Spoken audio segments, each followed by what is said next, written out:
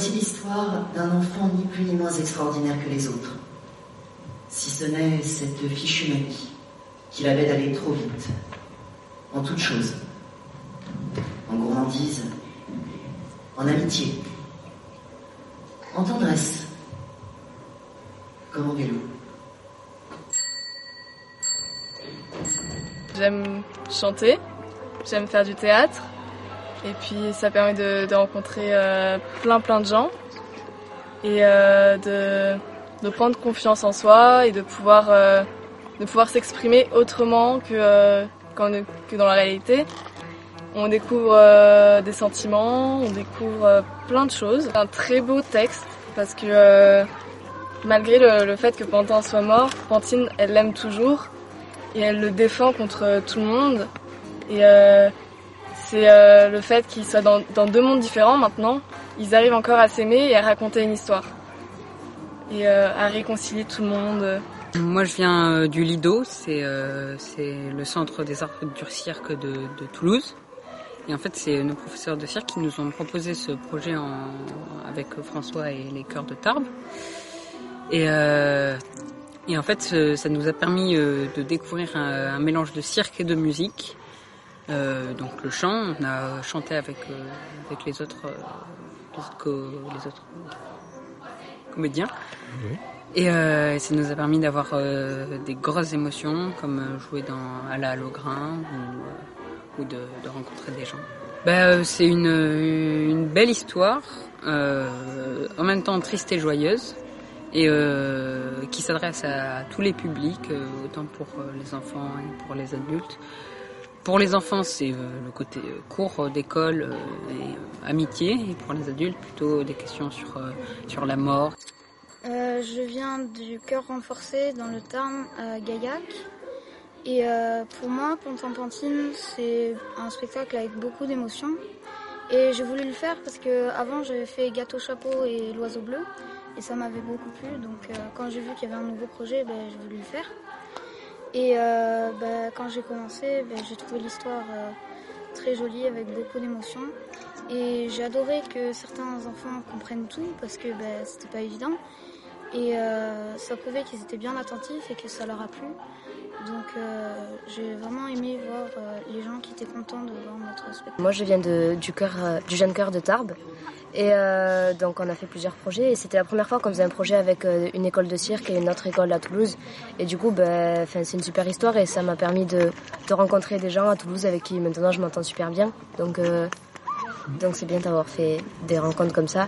Et puis, comme le disait Louisa, moi je connaissais pas le monde du cirque et du coup on a pu un peu voir comment ça fonctionnait le reste.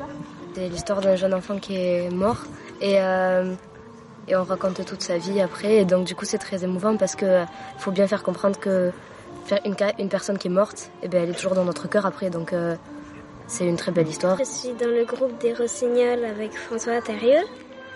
J'adore, je trouve ça très émouvant, mais en même temps très joyeux. Parce qu'en même temps, il vit, et en même temps, il vit dans nos cœurs, et en même temps, il est mort en vrai. Enfin, pas en vrai, mais je m'amuse beaucoup, et c'est assez triste, le début, parce que Pantin, il est mort, et du coup, moi, ça m'a un petit peu choquée au début. J'aime bien l'idée parce que ce soit une sorte de petite révolte qui parce que juste à cause d'une personne qui est morte, moi je trouve ça plutôt bien. Et donc je trouve que l'idée est bien et que aussi le montage est génial, la chorégraphie et aussi les paroles. Moi je trouve qu'elles sont très poétiques. Et je suis venue ici parce que ça m'intéressait, le chant. J'ai déjà fait d'autres spectacles avec François, mais jamais à la Logrin ou des grands spectacles comme ça. Pour moi, Pantin Pantine, ce serait de pas être forcément triste de la mort et ne pas avoir peur. Et je trouve que c'est bien d'avoir fait ce projet parce qu'on est sorti du conservatoire. J'aime bien les spectacles jeunes publics parce que ils sont captivés par l'histoire. Parce que même si je sais pas forcément s'ils comprennent tout, parce que c'est quand même difficile à comprendre, je trouve qu'ils sont bien dedans et j'aime bien. On a fait plein de représentations et ça a permis aussi de bien s'amuser. C'était beaucoup de travail, mais le résultat c'était toujours bien. Je viens du Lido et du coup j'ai accepté de participer à ce projet parce que c'est toujours intéressant de mêler plusieurs arts, genre le chant et le cirque. Et du coup ça m'a permis de découvrir le monde du chant. Donc je trouve ça hyper différent du cirque, par exemple c'est beaucoup plus strict. Et puis l'histoire de Pantin Pantine m'a beaucoup plu parce que c'est très émouvant et très bien écrit. Moi déjà j'ai décidé de faire ce projet déjà pour rencontrer des gens. Après pour faire autre chose que du cirque, pour essayer de tester de nouvelles choses.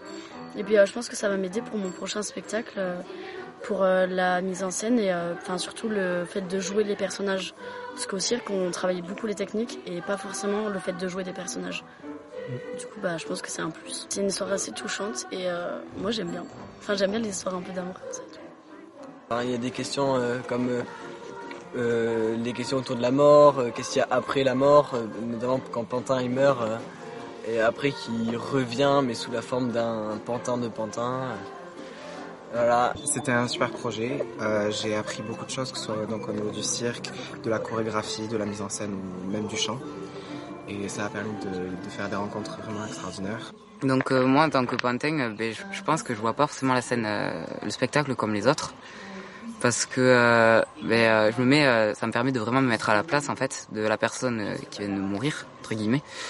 Et du coup ça me permet aussi de découvrir une autre façon de jouer que d'être au premier rôle, d'être souvent sous les feux du projecteur. Je suis du chœur de ma sub, en fait, du lycée Saint-Christophe. Oui, en fait, si je devais donner un mot qui représentait bien, qui dirait bien ce que ça représente pour moi, ce serait un investissement. Voilà. Un investissement personnel. Alors, le passeur, c'est l'un des personnages clés de l'histoire, puisque c'est lui qui apprend à Pantin que, manque de bol, il est décédé. C'est pas drôle, mais c'est comme ça. Et c'est lui, en fait, qui va au final un peu l'aider, ou en tout cas le guider, j'ai plutôt envie de dire, à travers cette aventure, en fait. C'est lui qui va lui permettre de siffler, entre guillemets, de souffler certains mots à ses amis pour leur permettre de passer outre, notamment leur aversion pour les corbeaux, et qui va permettre aussi aux corbeaux dans l'histoire, justement, de changer, ou en tout cas, à défaut de changer, de se révéler, je dirais, en fait. Et voilà, quoi, c'est clairement l'un des personnages principaux. J'aime beaucoup ce personnage, parce que il est à la fois très important, c'est celui qui parle le plus, et pour autant, j'ai l'impression que c'est celui sur lequel on sait le moins de choses, en fait. C'est-à-dire que on ne sait pas comment il s'appelle, on ne sait pas quel âge il a, on ne sait pas si lui-même est mort, comme Pantin, ou s'il vient d'autre part. On peut le supposer, mais voilà, quoi, c'est un personnage très mystérieux et j'aime beaucoup ça, en fait, parce qu'au final, chacun peut l'interpréter à sa manière, quoi. Dans tous les cas, c'est vraiment un personnage incroyable, franchement. Et je regrette absolument pas de le jouer, au contraire.